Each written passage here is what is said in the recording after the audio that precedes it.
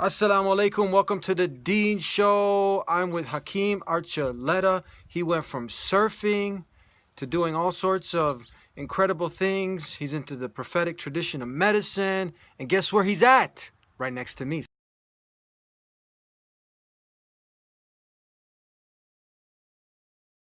Alaikum salam. Now, you used to surf? I did surf. Yeah, it was actually in the 40s and the 50s that I was surfing. Yeah. What That's when they had longboards. longboards? They had different boards than they have now. Back in those days. Mia actually is a Brazilian Jiu-Jitsu practitioner. Many people, they end up really surfing for the balance and many other. They derive good benefits for it in the martial art. Yeah, and I think, yeah, I've always said, and I believe very much that it's a very valuable practice. It teaches you not only these things of balance and coordination, but and sensory awareness of what's happening, but teaches you how to ride the waves. And everything in nature and everything in life, we could say, if we look at it in one way, there's a wave. Inclinations and ideas and attitudes come, and things happen in waves. They start somewhere, and then they grow into a bigger thing, and then another wave comes. And so in surfing, you learn to read the waves. So one of the things the surfers say, if they're together, they'll say outside, meaning don't take this wave. There's one outside that's even better. Hang on, and then you make an effort. You paddle. It's like shaking the tree. You paddle just enough to get to the right place in the wave, and then you can stand up and you let the wave carry you. Oh. So that's a deep wisdom that we can apply to many, many things in life, including healing. Can you share with us that time in your life when you were seeking to know the purpose of life, you believed in the Creator, and then you asked Him to guide you? Something very simple, yet profound. And then you actually, from there, you actually met a Muslim, and who told you about Islam. Can you share with us this experience you had? When I heard what Islam was, I realized that I'd been praying to God and saying to God, please, God, show me what I'm looking for. That's, I'm thankful to you, and forgive me for wanting more, but I want more, and something I'm not what it is. And so when someone simply explained to me what Islam was, the 5 pillars and so forth, it was pretty clear to me that's what I had been praying for. This is unique. I mean, so you believed in a Creator, yes, a higher power, yes, God Almighty, that's right, and you didn't go through any intermediary. You just prayed to God. I would pray. I was a musician at the time, and I actually would sing my prayers.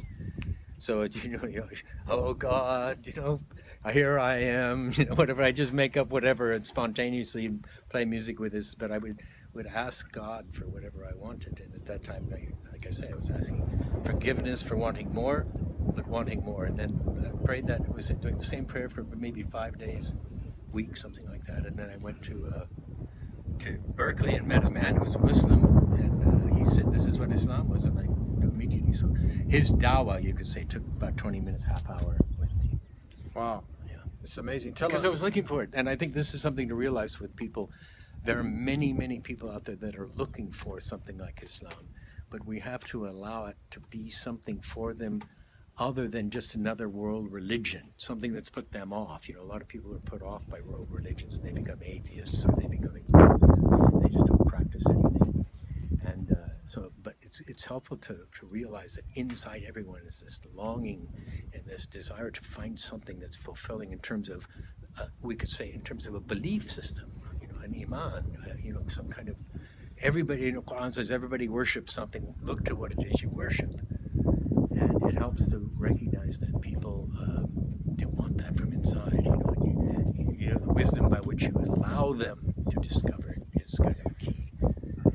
And my sheikh, my teacher in Morocco, he said, don't talk to people about Islam. Don't argue for Islam and talk about it. Just feed them and welcome them as guests. And I've seen that. When after around 9/11, before 9/11, I came back from Morocco and other travels in the world, and I took up this practice for myself personally of feeding people, and I would have a big meal for maybe 25, 35 people. My kids were at an age when they'd invite their friends that weren't Muslims to have these meals, and we cooked really good food for them and feed them. And I would explain to people, I'd say, I'm doing this, feeding you, and we're coming together just because as human beings, we want this, and it's natural for us to just be together with each other, eat together, be appreciative and thankful for it. We wouldn't talk about Islam. They knew we were Muslims, my family, and we'd go off and pray when, but there was no overt, discussion about Islam. But when 9/11 happened, following 9/11, I started getting phone calls from people who would come to those dinners. And they'd say to me, Hakeem, I want to come to dinner on Sunday, but could I come a little earlier because I'd like to talk to you about some things. 9 people became Muslim. Wow. And all we did is, we never talked about it. All we did was feed them, and all they did was observe the way we worked together. Mm-hmm. And it was a very natural, organic kind of thing that took place. Do you see a big difference from when you were coming up in the university setting to today with this whole movement, the new atheism as they call it? Was there such a thing back then? Not as much as there is now, no. But again, it's like one of the famous historians said, this period of time is unique in human history, that people have this idea that they can live without a religion, without some sort of body of teaching that they can call their religion and their way in which they worship God together. So it's a new thing, and it's an example of the kind of the way in which we're kind of bereft in the present world, the present time, and how we do without so much that we realize is essential to our nature. So, yeah, and I follow what Imam al-Ghazali said, which is, the atheist somewhere inside knows and believes in God because they came from the spirit in that common spirit in which God said to them, Allah said to them, Alasti bi rabbikum, am I not your Lord? And they answered affirmatively, yes, you are my Lord. And that enabled them to be embodied in this world. And based on that, when I have no arguments with the atheists. I have no discussion or evidence. I don't have nothing to prove. I simply like to say, look, believe me, whether you believe me or not, you believe in God. Whether you know it or not. You tell them head on, huh? I tell them head on. Who you kidding? Sometimes they get really angry. That's like saying, who you kidding? Yeah, exactly. Like, who are you kidding? Yeah, and you believe in God. Don't tell me, I know you've got a whole discussion. I've heard it many times. I'm not interested. Believe me. You believe in God, and I just leave it as that. And last time I said that, the man, his veins went out in his neck and his face got red. Yeah. But I don't see the point of getting into a discussion about it because, my discussion, my words, are not nearly as strong as God's evidence. Someone said if you don't, not believing in God is like trying to prove the existence of God is like trying to prove the existence of the sun and the sky. Duh. Yeah. It's kind of obvious. Yeah. So, yeah, it's a different thing now, isn't there? There's a lot of this sort of lot of new stuff coming up, huh? A lot of new stuff, and a lot of kind of extremist atheists, I guess, too. Yeah. They're really proud. I'm an atheist, and I'm proud of it. Trying to convert us to atheism. No, they didn't push it. We're gonna. I remember too someone saying, well, if you're an atheist, at least you have the beginning of the whole principle of Islam, which is La ilaha. There is no God except Allah, except the absolute reality, which is not a God. And I used to, when I became a convert, I loved the principle that I was not becoming a part of a world religion. I was becoming a part and joining something that was much more essential and true on a very basic, real level. That it's the path for us as human beings, quite simply, nothing more. Yeah. So, not an organization with all their sort of details, and that takes place too in Islam, but it was part of something that comes naturally forth from it as part of our fitra, our first nature. We're going to go ahead and take a break, and we'll be right back with more. I got some more questions to ask our special guest here. Don't go anywhere. We'll be right back. Subscribe right now.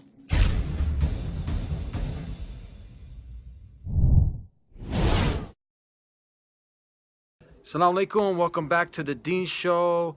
Now, when you did accept Islam, and I usually, like to explain to, the not yet Muslims out there, the people, our brothers and sisters in humanity, because, when you think Islam, you think something foreign, something something from Arabia, but Islam was something that Jesus did, Moses did, Abraham did. They all submitted their will to the Creator, alone, pure monotheism. Yes. And did you get a lot of backlash now from your family, friends, when you did accept Islam? Friends at that time, as I was in Berkeley, a lot of friends. Was there a ransom on your head? No, a lot of my friends just thought I'd lost it, gone crazy. People at that time in Berkeley, this was 60s in Berkeley, So they were examining all kinds of things, yoga and Buddhism and Eastern religions, et cetera, et cetera, et cetera. And in that setup in which we were investigating all sorts of things, Islam came up. But Islam kind of, like I say, when I met the Muslim, explained what it was, it kind of stuck with a few of us.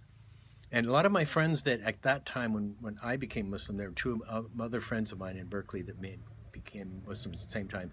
And they all kind of thought we were crazy. They were artists and poets and things like that. But the interesting thing is that a lot of those people eventually, through the years, there were 6 more people from our kind of community of friends that ended up becoming Muslims eventually through the years. So it was kind of interesting. It just took them a little longer to get to that. Yeah.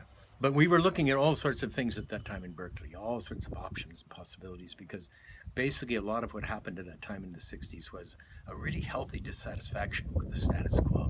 Like I say, the spiritual wastelands of Southern California, the 40s and 50s lifestyle that was very, very oppressive and closed and not much life in it. So, we were looking at all these things at that time. Mm-hmm. And for a lot of people, Islam, a lot of people became Muslim eventually, in time. Just comparing it. I remember being part of some radio programs, or I think radio or TV, in which, that we discuss, that we'd have on the panel, we'd have Muslim, myself representing Islam, and a Christian, and a Jew, and a Buddhist, and a New Age person, and we discuss. I remember one program we were discussing angels. And there was a full, a long half-hour, 45-minute program, something like that. And they all had things to say about angels. And then I realized that at some point they had not much more to say. And I realized as a Muslim, I had a lot more to say. I could go on and on and on about it. And that's one of the things that I found really remarkable when I did become Muslim, is the vast knowledge of wisdom, the kind of sea of knowledge and kind of just information, at least, but the knowledge that backed up everything in Islam was enormous. Yeah. Tell us, you shared yesterday a story that you had, because I think this is very important for anyone out there to do, in a state of confusion that many people are in. They might have the biggest houses, the biggest cars, they got money, suicides on the rise, even amongst teens, trauma. Yeah. And we've been affected by it. But something just as simple as what you did, you asked, God alone. Yeah. You didn't go through anyone out there. And you mentioned that you passed this along to a lady shortly while after you saw her in hijab.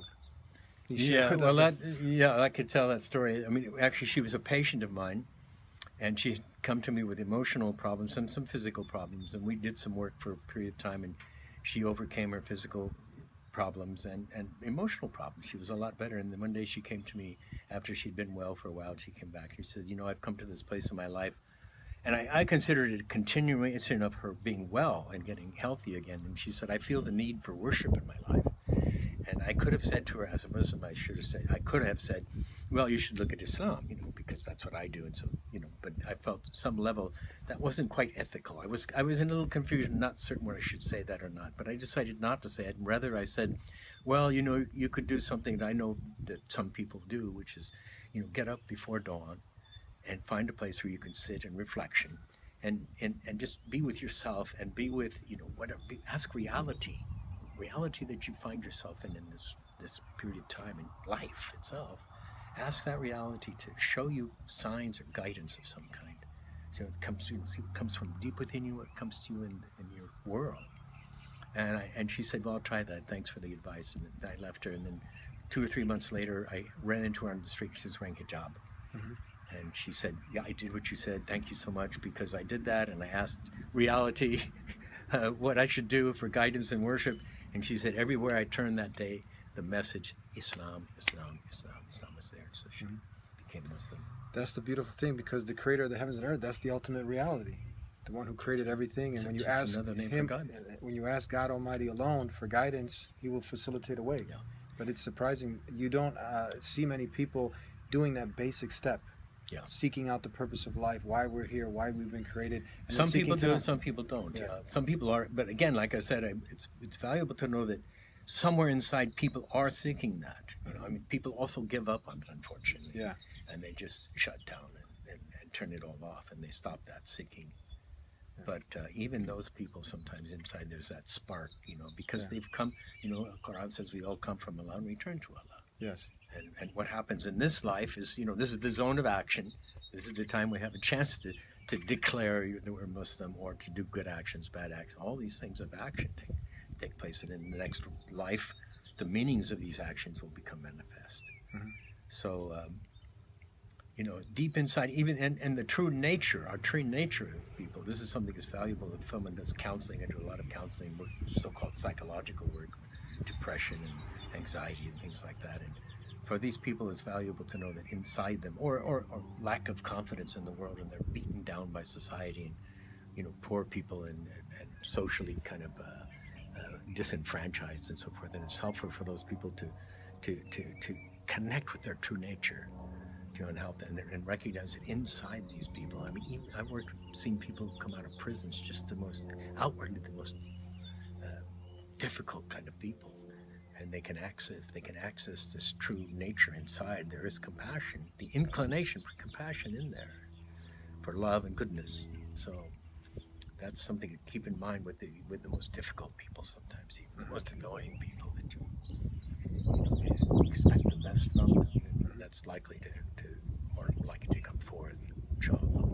God willing, you hearing it here on the Dean Show. We'll be right back with more. Don't give up. That's the myth. Don't give up. Spark what's already inside of you. We want to bring it out. We'll be right back with more here on the Dean Show. Don't go anywhere. Subscribe right now.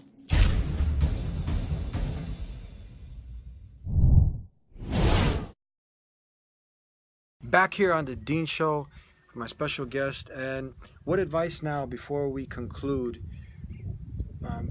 would you give from your experience? You also now deal with the prophetic medicine, helping people with their health, with their nutrition. We see that it's astonishing, statistics. One is that 50% of people living today will have cancer. 1 in 4 will die from it. 95% of chronic diseases are by the food choices that people are making. Obesity is on the rise. Epidemic, and kids are not expected to outlive their parents. This is a matter that needs to be taken serious. You've been around. You've been dealing with these things. Give us some tips. Well, the most important thing I would suggest is that whatever is going on in one's life, whether it's emotional difficulties, physical difficulties, whatever it might be that seems to be obstacles, like you said, don't give up. I mean, it's the possibilities are enormous for healing. What we experience and what we've experienced, and the difficulties that we've that we find ourselves with, is not a sentence. By Allah's generosity, I've seen, for example, I worked with cancer people for a long time. There's no known cancer that was not sort of a person overcame. We could say healed. A lot of people say, well, remission, whatever. There's no cancer known that people did not have victory over. And this is true for all sorts of illnesses, and in terms of emotional things and depression and so-called. I mean, one of the things that just bothers me so deeply is this thing when someone is diagnosed as being schizophrenic. They're told by psychiatrists, well, this is something you'll have for your all your life, and you'll have to take medication. And that's just not true. Statistically, if you go to the National Institute of Mental Health, the World Health Organization, and you look at the statistics, 2/3 of those people recover. 2/3 of people come back to a normal functioning life. And this is just the same thing is true for all the obstacles and difficulties.